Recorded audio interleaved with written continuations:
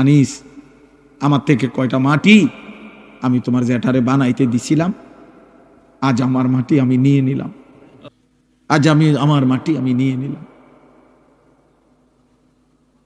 হুজুর বলতেছিলেন আমার আব্বারে দেখছেন, মহব্বত করতেন। আমার আব্বা এবং সুন্দর সাজতেন, লম্বা সুন্দর সুপুরুষ ছিলেন। আমার বাবা, আমার আব্বা ছিলেন। শুক্রবার দিন জুমার নামাজের জন্য আমার আব্বা যখন সাজতেন, আমারও মনে আছে, আমি মনে ভাবতাম যে আব্বা যেন নতুন জামাইয়ের মতো এত সুন্দর পাগড়ি মাথায় দিত, সুরমা লাগাইতো চোখে, আতর লাগাইতো, বাবা পাঞ্জাবি সব কিছু নতুন সুন্দর ধোয়া ইস্তারি করা গাও দিত, মানে বাদশার মতো বাবা সাজতো। আমার সেই সুন্দর বাবা, সাজগোজওয়ালা বাবা। তা আমি জানি না এখন বাপ আমার কবরে কেমন আছে। হযরত ওমর ইবনে আব্দুল আজিজ রাহমাতুল্লাহি আলাইহি তিনি কবরস্থানে দাঁড়িয়ে বলতেন, হে কবর, মাজা ফাআলতা বিল আহিব্বা। এটা দোস্ত ওমর ইবনে আব্দুল আজিজের কওল। আমার এই দোস্ত নুরুল আলম ওই শুনতে চায় ওমর ইবনে আব্দুল আজিজের নাম, আমি এই জন্য শুনাইলাম। ওমর ইবনে আব্দুল আজিজ কবরের সামনে দাঁড়িয়ে বলতেন, হে কবর, বলো না তুমি আমার স্বজনদের সাথে কি করেছো? আইনাল আহবাব, আমার বন্ধুরা কোথায়? আমার আপনজনরা কোথায়? আইনাল আসদিকা, আমার বন্ধুরা কোথায়? আইনাল জুল্লাস, আমি যাদের সাথে বসতাম তারা কোথায়? আইনাস সাম্মার, আমি যাদের সাথে রাত জেগে গল্প করতাম আমার সেই আপনজনরা কোথায়? তিনি আবার কাঁদতে কাঁদতে বলতেন যে, হে দুনিয়াবাসী শোনো, কবর আমারে বলতেছে, ওমর ইবনে আব্দুল আজিজ, তোর চাচা, মামা, ফুফা, তোর স্বজন, তোর বন্ধুদেরকে আমি মাটি একটা একটা করে অঙ্গ, হাত, পাও, চোখ, নাক, কান খুলে খুলে ফেলছি, আমার মাটি আমার সাথে আমি মিশায় ফেলছি।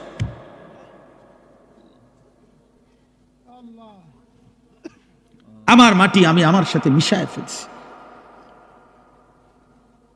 দোস্ত আমার, বন্ধু আমার, প্রিয় নওজোয়ান, তুমিও থাকবা না, আমিও থাকবো না।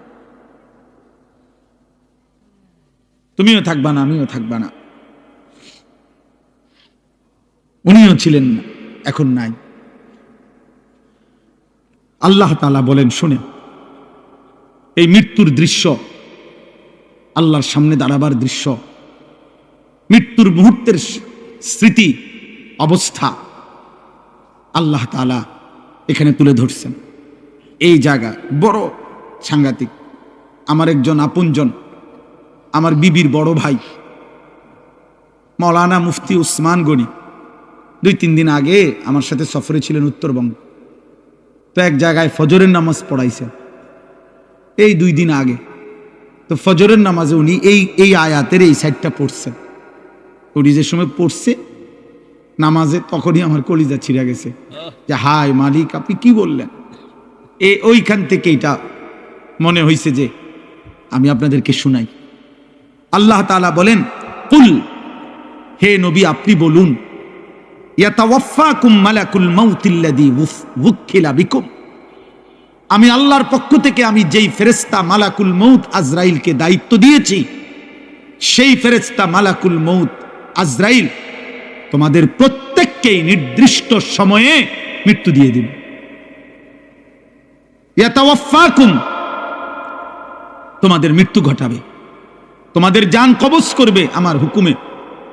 ঠিক ওই টাইমে আমি রব ফয়সালা দেই, যেই টাইম আল্লাযী ওয়াক্কিলা বিকুম, আমি যাকে তোমাদের মৃত্যু জান কবজের জন্য দায়িত্ব দিয়েছিলাম সে তোমাদের মৃত্যু ঘটাবে। আমি একটু ব্যাখ্যা করব, আগে তরজমা বলি। সুম্মা ইলা রাব্বিকুম তুরজাউন, প্রতিটা মৃত্যুর পরে মালাকুল মউত আজরাইল জান কবজের পরে এরপরে কি হবে? আল্লাহ বলেন, অতঃপর তোমরা সকলেই একমাত্র শুধুমাত্র আমি আল্লাহর কাছেই ফিরে আসো। ধনী হও, গরিব হও, সুস্থ হও, অসুস্থ হও, সম্পদশালী হও আর দুর্বল হও, গ্রামের হও আর শহরের হও, বুঝো বা না বুঝো, ইমানদার হও আর বেঈমান হও, আমার কাছে ফিরতে হবে। কার কাছে? সুম্মা ইলা রাব্বিকুম তুরজাউন। তাহলে দুই কথা বলা হইল। এক, হে নবী আপনি বলে দেন তোমাদের প্রত্যেককে আমি আল্লাহর পক্ষ থেকে নির্ধারণ করা মালাকুল মউত আজরাইল জান কবজ করবে, মৃত্যু দেবে, অতঃপর তোমাদের সকলকেই আমি আল্লাহর কাছে ফিরতে হবে, আসতে হবে। গেল এটা। এবার দ্বিতীয় আয়াত, আল্লাহ তাআলা বলেন ওয়ালাউ তারা ইযিজ যালিমুনা নাকিসু রুউসিহিম ইনদা রাব্বিহিম। হায় বন্ধু, আপনি যদি সেই দৃশ্যটা একটাবার দেখতেন। আল্লাহ মহব্বত করে নবীকে বলতেছেন, বন্ধু আপনি যদি ওই দৃশ্য দেখতেন, ওয়ালাউ তারা, যদি আপনি দেখতেন, ইযিল মুজরিমুনা, সমস্ত পাপী, নাফরমান, কাফের, মুশরিক, মুনাফিক, বেঈমান, অবাধ্য, আল্লাহর দুশমন, আল্লাহর এক এক হুকুমের লঙ্ঘনকারী, নামাজ নাই, বন্দিগি নাই, ঈমান নাই, সেজদা নাই, গোলামি নাই, হালাল হারামের পার্থক্য নাই, চুরি, ডাকাতি, জিনা, ব্যভিচার, মদ, জুয়া, বেপরদিগি, বেহায়াপনায় জীবন শেষ করছে যারা, আল্লাহ বলেন আপনি যদি এমন একটা একটা পাপীকে আপনি যদি দেখতেন, না কিসু রুউসিহিম ইনদা রাব্বিহিম, প্রত্যেকেই কিভাবে আমি আল্লাহর সামনে নিজেদের মাথা নুয়ে মাথাটা নিচের দিকে দিয়ে দাঁড়িয়ে আছে। সেদিন আমি আল্লাহর সামনে চোখ তুলে তাকাবে, সেদিন আমি আল্লাহর চোখের দিকে তাকিয়ে একটা প্রশ্নের উত্তর দিবে, সেদিন আমি আল্লাহর মুখোমুখি হলে আমার দিকে চোখ ফিরে দেখবে। খোদার কসম আল্লাহ বলে, বান্দা এই সক্ষমতা থাকবে না, এই সক্ষমতা থাকবে না, এই সক্ষমতা থাকবে না।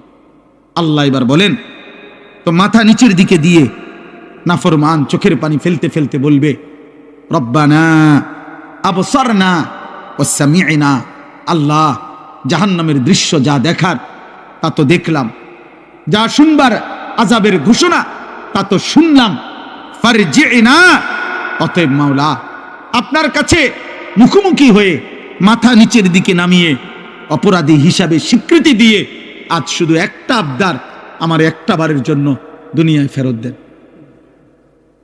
আর একবার আমারে দুনিয়ায় যেতে দেন, না আমাল সালিহান, এবার গেলে সত্যি সত্যি আমি নেক আমল করব, গুনাহ ছাড়ব, সেজদা দেব, আপনার গোলামি করব।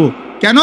ইন্না মুকিনুন, আজ আমি আখিরাত বিশ্বাস করছি, আজ আমি কবর বিশ্বাস করছি, আজ আমি হাসর বিশ্বাস করছি, আজ আমি জান্নাত জাহান্নাম বিশ্বাস করছি। অতএব আপনি আমারে আরেকবার দুনিয়ায় ফেরত যেতে দেন। আল্লাহ তাআলা এবার তৃতীয় আয়াত, আল্লাহ তাআলা বলেন, আল্লাহ জবাব দিবেন, ওয়ালাউ শি'না লাআতাইনা কুল্লা নাফসিন হুদাহা। আল্লাহ বলেন, এই বান্দা, এই নাফরমান, তুমি জানো আমি সেই আল্লাহ, আমি তো চাইলে প্রথমবারের দুনিয়াতেই তোমাদের সকলকে সেজদা দেওয়াইতে পারতাম, আমার গোলামি করাইতে পারতাম, আমার বন্দিগি তো আমি করাইতে পারতাম, আমি তো ক্ষমতাবান ছিলাম, আমি তো পারতাম। আমার এক সুতা নাফরমানি করে এক ঢোক পানি তো পান করতে পারতা না। আমি চাইলে আমার বিরোধিতা করে, আমার হুকুমের লঙ্ঘন করে এক সেকেন্ড আমার নিঃশ্বাস নিতে পারতা না, হৃদয়ের স্পন্দন চলতো না, আমি তো পারতাম বান্দা। কিন্তু ওয়ালাকিন হাক্কাল কওলু মিন্নি, আমি আল্লাহর চূড়ান্ত ফয়সালা এটা, লা আমলা আন্না জাহান্নামা, আমি জাহান্নামকে পূর্ণ করব, মিনাল জিন্নাতি ওয়ান নাসি আজমাইন, অগণিত মানুষ এবং জিনের দ্বারা, অগণিত মানুষ এবং জিনের মাধ্যমে আমি আমার জাহান্নামকে পূর্ণ করে দেব। নাউযুবিল্লাহ, নাউযুবিল্লাহ। আল্লাহ বলছেন, এই জন্য আমি তো সকলকে চাইলে দুনিয়াতে, আচ্ছা বলেন আমরা যারা এখানে আছি এক ওয়াক্ত নামাজ পড়ি না, আল্লাহ চাইলে আমাদেরকে নামাজ পড়াইতে পারবে না? আমরা যারা আল্লাহর নাফরমানি করি, আমাদের আল্লাহ চাইলে আমাদেরকে আল্লাহর অনুগত বান্দা হিসাবে দুনিয়া চালাইতে পারবে না? আমরা আল্লাহ আমাদের সাথে কুলাবে না? কথা বলেন না কেন? আল্লাহ আমাদের সাথে পারবে না? আল্লাহ তাআলা বলেন, ফাযুকু, এই দেখেন শেষ আয়াত, ফাযুকু বিমা নাসিতুম লিকা ইয়াউমিকুম হাদা। অতএব হে বান্দা, এটা সাংঘাতিক কথা। হে আমার নাফরমান বান্দা, জাহান্নামের আযাব ভোগ করো। আজকে নাসিতুম লিকা ইয়াউমিকুম হাদা, এই আখিরাত, এই পরকাল, এই হাসরের মাঠ তুমি দুনিয়ায় থাকতে ভুলে গিয়েছিলে। কত লক্ষবার তোমার কাছে আমি পৌঁছাইছি, কত ইমাম, কত আলেম, কত ওয়াইজ, কত আউলিয়া, কত পীর, কত বুজুর্গ, আল্লাহর প্রিয় বান্দা চোখের পানি ফেলে ফেলে তোমারে বলছিল তুমি টোটালি আখিরাত ভুলে গেছো। গুনার নাফরমানির উৎসব করছো, গুনার নাফরমানির জোয়ার উঠায় দিছো। তুমি যেমন সেদিন দুনিয়ায় থাকতে আজকের আখিরাতকে ভুলে গিয়েছো। আল্লাহ বলেন ইন্না নাসিনাকুম, আজ আমি আল্লাহ তোকে ভুলে গেলাম, আজ আমি তোকে ভুলে গেলাম। অতএব দেখি এবার তোর কোন বাপ তোরে বাঁচায়। এবার তুমি বলো বান্দা, তোমার কোন বাপ তোমাকে বাঁচাবে? আল্লাহ বলেন ফাযুকু ওয়াযুকু আযাবাল খুলদি বিমা কুনতুম তা'মালুন। অতএব তোমার সারা জীবনের যা কর্ম, পাপ, নাফরমানি, তোমার কুফর, তোমার শিরিক, তোমার নেফাক, তোমার গুনাহ, তোমার নাফরমানির বদলায় আজ তুমি চিরস্থায়ী আযাব জাহান্নাম ভোগ করো। নাউযুবিল্লাহ। আমার ভাই, এবার ছোট্ট দুইটা কথা, এই তরজমা শেষ। আমি যেহেতু রাত হয়েছে এই জন্য লম্বা করতে চাচ্ছি না, একসাথে আমি তরজমা বলে দিলাম। তাহলে এই আয়াতের মূল বক্তব্য কি?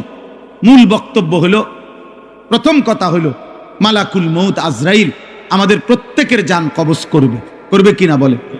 রাসূলুল্লাহ সাল্লাল্লাহু আলাইহি ওয়াসাল্লাম ওনার কাছে আজরাইল নিজে শুনাইছে, ইয়া রাসূলুল্লাহ, এই পৃথিবীর প্রত্যেকটি মানুষ আমার সামনে, একজন মানুষের সামনে একটি থালার মধ্যে তার সব আইটেমের তরকারি সহ তার খাবার যেমন তার চোখের সামনে থাকে, এই কায়নাতের সমস্ত ইনসানের রূহটা আমি আজরাইল মালাকুল মউতের সামনে ঠিক এরকম একটি প্লেটের মতো সামনে। আর আল্লাহ যখনই হুকুম করে আমি তৎক্ষণাৎ আমার প্লেটের সামনে থেকে খাবার যেরকম তুলে নেই, আমি ওইরকম ওই প্রাণীর, ওই মানুষটার আমি আল্লাহ তাআলা হুকুমে আমি তৎক্ষণাৎ রূহটা কবজ করে নিই। এটা আল্লাহ নবী সাল্লাল্লাহু আলাইহি ওয়াসাল্লাম বলছেন। দুই নম্বরে আল্লাহ নবী সাল্লাল্লাহু আলাইহি ওয়াসাল্লাম বলেন, হে আমার উম্মত, মালাকুল মউত আজরাইল প্রত্যেক মানুষের কাছে যখন জান কবজ করতে আসে, এই জান কবজ করতে আসলে আজরাইল কারো কাছে তাকে না দেখাইয়া জান কবজ করে না। প্রত্যেক ইমানদার হোক নাফরমান হোক, আজরাইল আগে আইসা দাঁড়ায়, এরপরে জান কবজ করে। এই দাঁড়াইবার সময় হাদিসের মধ্যে আছে, মালাকুল মউত আজরাইল যখন এসে দাঁড়ায়, তো নাফরমান আর পাপী তার সামনে আজরাইল যখন দাঁড়ায়, এতটা বিভৎস, এতটা কুৎসিত, এতটা জঘন্য, ভয়ানক আগুনের লেলিহান শিখাওয়ালা আকৃতি নিয়ে দাঁড়ায়। তাফসিরে আছে ইব্রাহিম আলাইহিস সালাম জীবনে একবার আজরাইলের নাফরমানের সামনে কেমনে দাঁড়ায় এই আকৃতিটা একবার দেখতে চাইছিলেন। আজরাইল দেখাইছেন, ইব্রাহিম আলাইহিস সালাম চিৎকার করে বেহুশ হয়ে গেছেন। আর হুঁশ আসার পরে ইব্রাহিম নবী বলছেন, হে মালাকুল মউত, খোদার কসম, জাহান্নামের আযাব লাগবে না, কবরের আযাব লাগবে না। তুমি মালাকুল মউতের এই ভয়ঙ্কর দৃশ্য কোন নাফরমান পাপী, কোন মুশরিক বেঈমান একবার দেখলেই তার সারা জিন্দেগীর গুনার শাস্তির জন্য এটাই যথেষ্ট, এটাই যথেষ্ট, এটাই যথেষ্ট। আজকে যুবক ভাই, আজকে বয়স্ক বাবা, আপনারা আমরা সবাই খামখেয়ালি করছেন। আমার কাছে কিতাব আছে, কিতাবে লিখছে ঈসা আলাইহিস সালাম নূহ নবীর একজন বংশধরকে কবর থেকে উঠাইছিলেন। কবর থেকে উঠাবার পরে ঈসা নবী উনার বংশধরকে জিজ্ঞেস করছে, হে নূহ নবীর বংশধর, আপনি দুনিয়ার মধ্যে কতদিন হায়াত পাইছেন? তখন ওই নূহ নবীর বংশধর বলছে 450 বছর। তখন ঈসা আলাইহিস সালাম জিজ্ঞেস করছে, এই 450 বছরের ভিতরে আপনার চুল দাড়ি সাদা হয়েছে কোন দিন, কত বছর বয়সে? নূহ আলাইহিস সালামের বংশধর বলছে, হে ঈসা নবী, আল্লাহর কসম 450 বছর পর্যন্ত আমার একদিন, এক সেকেন্ডের জন্য চুল দাড়ি কোনোদিন সাদা হয় নাই। 450 বছরই কালো ছিল। কিন্তু খোদার কসম, মালাকুল মউত আজরাইল যখন জান কবজ করে, জান কবজের ওই কয়েক সেকেন্ড রুহু কবজ করার কষ্ট আর যন্ত্রণায় আমার 450 বছরের কালো চুল দাড়ি নিমিষেই সাদা হয়ে গেছে, নিমিষেই সাদা হয়ে গেছে। আরো শুনেন আমার দোস্ত, কিতাবের মধ্যে আছে রাসূলুল্লাহ সাল্লাল্লাহু আলাইহি সাল্লামের একজন বিখ্যাত সাহাবী আমর ইবনে আস রাদিয়াল্লাহু তাআলা আনহু, তিনি বলছেন ওনার সন্তান ওনার মৃত্যুর পূর্ব মুহূর্তে নবীর সাহাবীকে জিজ্ঞেস করছে, আব্বা এই মুহূর্তে আপনি নবীর একজন মহান সাহাবী, আপনার মৃত্যুর যন্ত্রণা আজরাইলের রূহ কবজ করার পূর্বে কেমন লাগতেছে? হযরত আমর ইবনে আস বলছে, ইয়া বুনাইয়া কাআন্না জিবালাদ দুনিয়া আলা সাদরি, হে আমার প্রিয় সন্তান, আমার মনে হইতেছে পৃথিবীর সবগুলো পাহাড় আমার বুকের উপরে চাপ দিয়ে রাখছে, পৃথিবীর সমস্ত পাহাড় আমার বুকে চাপ দিয়ে রাখছে। দোস্ত আমার, দোস্ত আমার, বন্ধু আমার, সাকরাতুল মউত, মৃত্যু যন্ত্রণা, মৃত্যু বড় ভয়ানক বিষয়, মৃত্যু বড় ভয়ানক বিষয়, মৃত্যু বড় ভয়ানক বিষয়। এই পৃথিবীতে মৃত্যুর ভাবনা, মৃত্যুর কথা যার স্মরণ থাকে না, মৃত্যুর কথা যার মনে নাই, তার জীবনটাই নাফরমানের জীবন হইতে পারে। কোন ইমানদার অথবা কোন বিবেকবান যে চোখের সামনে মৃত্যু দেখছে, সে অহংকার করে কেমনে? যে চোখের সামনে অনিশ্চিত মৃত্যু দেখে, সে দুনিয়া নিয়া এত পাগল পারা হয় কেন? আল্লাহ বলেন আমার সামনে মাথা নুয়ে থাকবে আর বলবে, আল্লাহ আমি সব দেখছি, জাহান্নামের আযাব দেখছি, আমার দুনিয়ায় ফেরত দেন। আল্লাহ বলবে, না বান্দা, না বান্দা, আমার বাপ এত মৃত্যু, এত লাশ, এত মানুষের জানাজা দেখবার পরে এই ঈদগাহ মাঠে কত মানুষের জানাজা হয় না? কথা বলেন না? আপনাদের কবরস্থান নাই? এখানে একজন মানুষ আছেন যে কোনোদিন কবর দেখেন নাই? বলে না ভাই? একজন মানুষ আছে যে কখনো লাশ দেখে নাই, কোনো জানাজা পড়ে নাই? এত মৃত্যু, এত লাশ, এত জানাজা, আমাদের একটা বারও যদি আখিরাত মনে না করায়, এর কেমন শক্ত পাষাণ দিল হইল বাপ।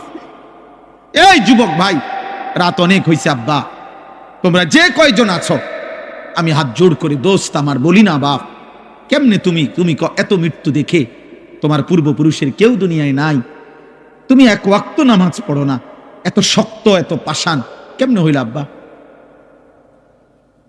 আরে আব্বা, দুনিয়ার মেম্বার, চেয়ারম্যান, দুনিয়ার কোন নেতা মেতার বিরোধিতা করিলে হইতে পারে সাময়িক কিছু যন্ত্রণা হইতে পারে, পেরেশানি হইতে পারে, কিন্তু এত বড় সৃষ্টিকর্তার নাফরমানি করে যাবা কোথায়? যাবা কোথায় বাপ? একটা ছেলে বলো, একজন বাবা বলেন, আজকে 30 বছর যারা সুদ খাইতেছেন, প্রতিদিন যাদের ঘরে রঙিন টেলিভিশন চলে, যাদের স্ত্রী ছেলে মেয়ে নামাজ পড়ে না, আপনি বলেন না আব্বা এগুলা কি গুনাহ না? কথা বলেন না কেন? তো এই গুনার কি কোনো আখিরাতে হিসাব হবে না? আমার বাপ, কোরআনুল কারীমের মধ্যে আছে একজন নাফরমান মোট 3 বার আল্লাহর কাছে আবার দুনিয়ায় ফেরত আসতে চাইবে।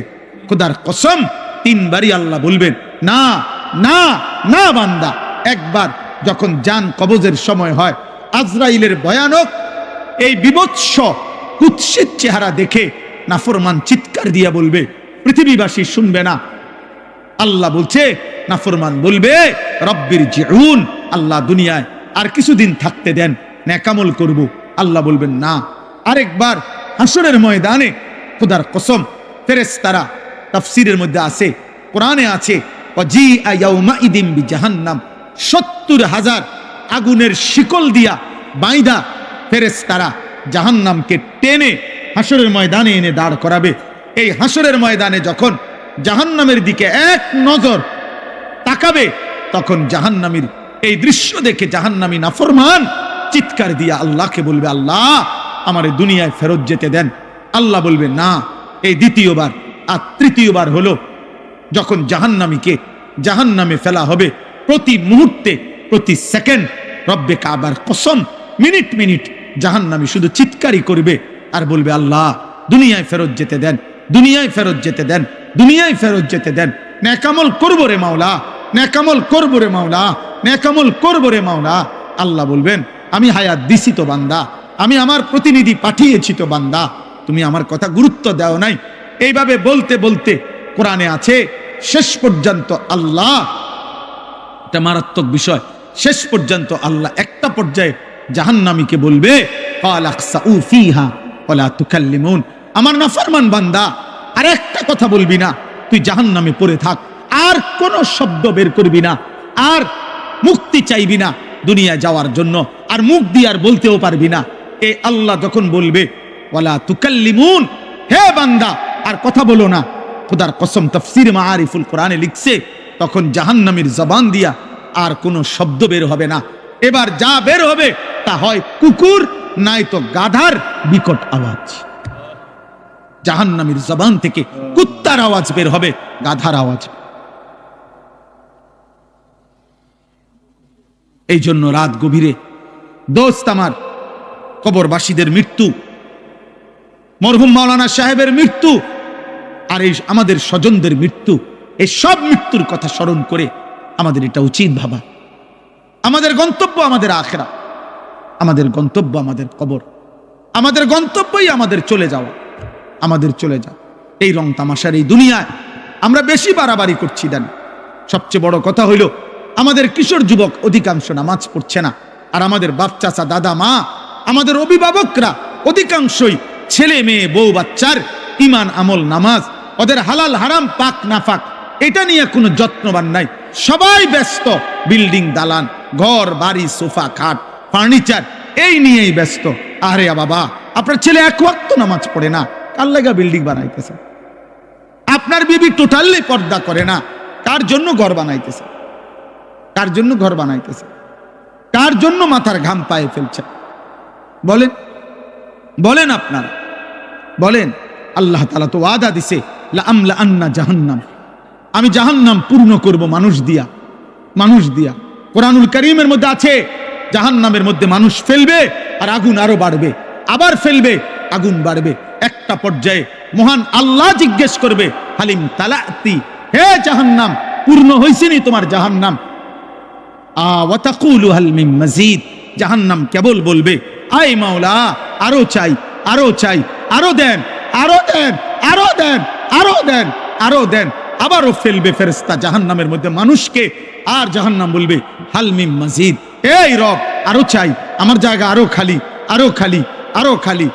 হাদিসের মধ্যে আছে মহান আল্লাহ তার কুদরতি পাবে, আল্লাহ তাআলা সর্বশেষ আল্লাহ থামাবে, হে জাহান্নাম এবার থাম।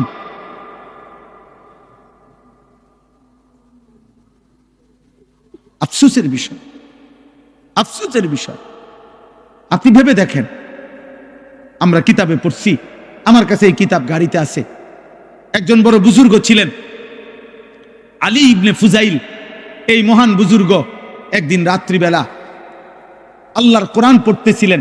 তো পড়তে পড়তে হঠাৎ কোরআন শরীফের এই আয়াত পড়ছেন, ওয়াকিফুহুম ইন্নাহুম মাসউলুন। কিয়ামতের দিন আল্লাহ ফেরেশতাদেরকে বলবে, আমার বান্দাকে আমার সামনে এনে দাঁড় করাও, আমি আল্লাহ এখন তাকে জিজ্ঞেস করব। এই কথাইটা উনি যখন পড়তেছিলেন তাফসীরের মধ্যে, আরে ওই হাদিস কিতাবে আছে, উনি এত বেশিবার এই আয়াতিটা বারবার পড়তেছিলেন আর কাঁদতেছেন, আহা আল্লাহ জিজ্ঞেস করবে, আল্লাহ জিজ্ঞেস করবে, আল্লাহ জিজ্ঞেস করবে। একটু পরে ঘরওয়ালারা টের পাইছে উনি বেহুশ হয়ে গেছেন। এরপরে হাত দিয়ে দেখছে না, উনি মারাই গেছেন,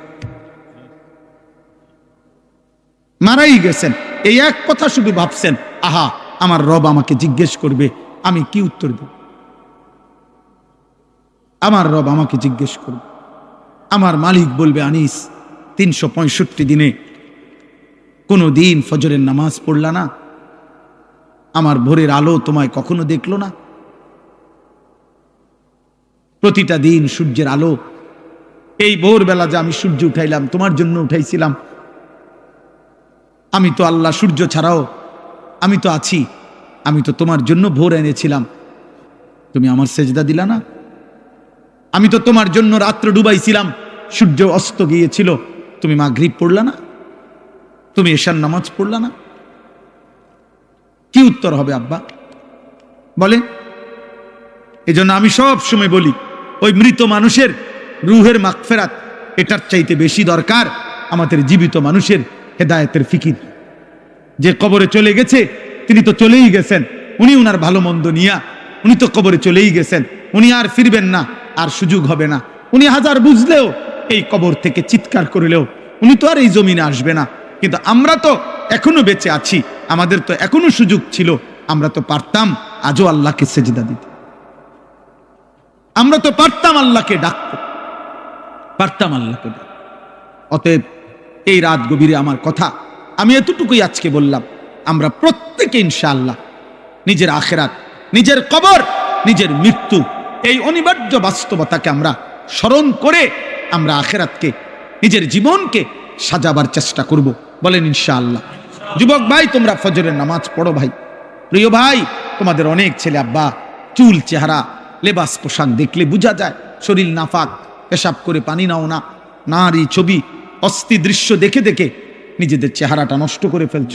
অনেক ছেলে তোমরা তোমাদের অল্প বয়সে চেহারা বুঝায় যা অনেক কালো হয়ে গেছো, চেহারার সৌন্দর্য নষ্ট হয়ে গেছে।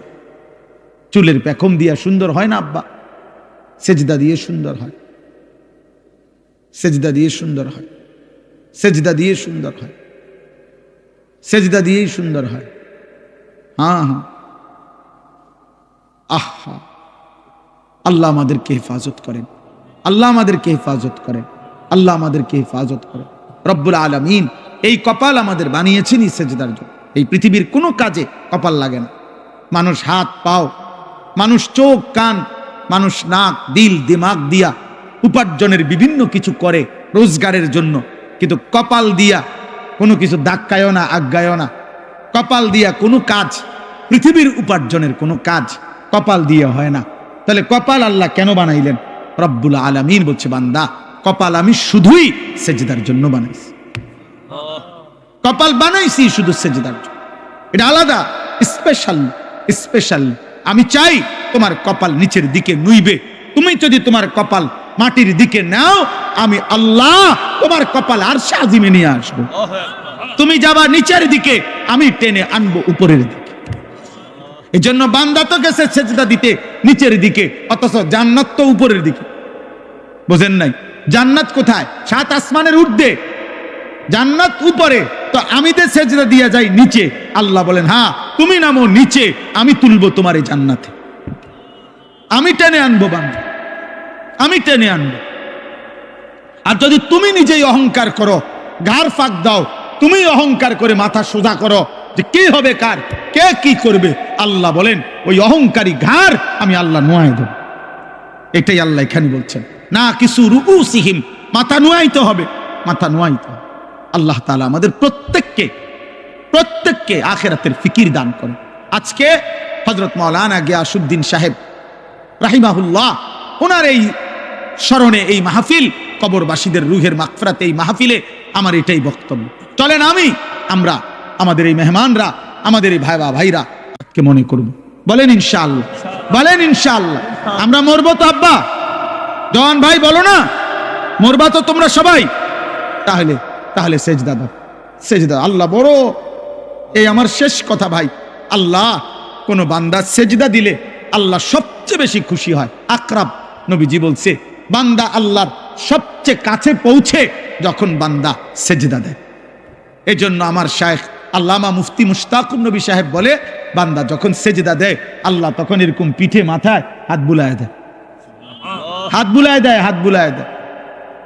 আল্লাহ যেন কুদরতি হাত বুলিয়ে দেয় আর বলে, আনিস আচ্ছা আমার সেজদা দিছো, আমার কাছে আসছো, ঠিক আছে, ইরফা রাসাকা, মাথা তুলো বান্দা, বসো বসো। এবার বসাইয়া আল্লাহ নিজে সামনে আইনা, আল্লাহ যেন সামনে রেখে বলে, আচ্ছা বান্দা বলো তো কিছু, আর কোনো কিছু বলার আছে তোমার? তো বান্দা বলে আত্তাহিয়াতু লিল্লাহ। আল্লাহ বলে, আচ্ছা আমার প্রশংসা করছো, মাশাআল্লাহ। এবার আর কিছু? এবার বলে আল্লাহুম্মা সাল্লি আলা মুহাম্মদ। আচ্ছা আমার বন্ধুর দুরূদ পড়ছো, খুশি হলাম। আর কিছু বলবা? তো এবার বান্দা বলে, মাওলা আমার মূল বিষয় হলো আমি আপনার সেজদা দিয়ে আপনার কাছে আসলাম, আপনার প্রশংসা আত্তাহিয়াতু বলে করলাম, আপনার বন্ধুর দুরূদ পড়লাম। মূল বক্তব্য হলো আল্লাহুম্মা ইন্নী যালামতু নাফসি যুলমান কাসীরা, আমি বড় বেশি নাফরমান মাওলা, আমার গুনাহ অনেক বেশি, আমি বেশি গুনাহ করে ফেলেছি। ওয়ালা ইয়াগফিরুয যুনুবা ইল্লা আনতা, এই শব্দের অর্থ হলো আল্লাহ আপনি ছাড়া মাফ করার কেউ নাই। তাহলে আপনি এ কথা মানুষ বলে সামনে মুখোমুখি ব্যক্তিকে, সামনের জনকে বলে আপনি। বোঝেন নাই আমার কথাটা? মানুষ তুমি বলে কাকে? সামনের কালোককে আপনি বলে। তো বান্দা যেন আল্লাহর মুখোমুখি, এই জন্য আল্লাহকে বলে আপনি ছাড়া মাফ করার কেউ নাই। ফাগফিরলি মাগফিরাতাম মিন ইনদিকা, আপনার নিকট থেকে মাগফিরাত দিয়ে আমাকে আপনি মাফ করে দেন। ওয়ারহামনি, আপনি আমাকে রহম করেন। ইন্নাকা আনতা, নিশ্চয়ই আপনি গফুরুর রহিম, আপনি মাফ করে নেওয়ালা, দয়াবান। আল্লাহ বলে বান্দা এত কিছু বলে সেজদা দিয়ে আমার প্রশংসা করে আমার বন্ধুর দোয়া দুরূদ শরীফ পড়ে আমার মুখোমুখি, একদম মুখোমুখি থেকে তুমি যখন মাফ চাইছো, এমন মালিক আমি ফিরাইয়া দেই কেমনে? যা বান্দা মাফ।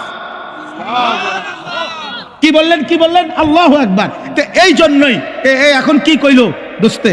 আল্লাহু আকবার কইলো। তো এই জন্য নবী শিখাইছে এটা, যে নামাজে যেন কল্পনা করা উচিত যে আমি যখন পড়লাম ইন্নাকা আনতাল গফুরুর রহিম, এই সালাম ফিরাইবার পর্যন্ত, তো আল্লাহ যেন বলল যা মাফ করে দিলাম। এবার নামাজি সালাম ফিরাইয়াই যেন বলে উঠলো, এটাই সুন্নত, আল্লাহু আকবার বলা। অর্থাৎ এ কথা বলা যে আল্লাহ বড়, এই দুনিয়াবাসী আমার মালিক আমারে মাফ করে দিছে রে। এই জন্য সালাম ফিরাইয়া একবার কি বলে? আল্লাহু আকবার, আমার মালিক বড়, মালিক আমারে মাফ করে দিছে। আমি মালিকের কাছে বসে কইছি আমারে মাফ করে দিত, আমার মালিক কইছে যা মাফ।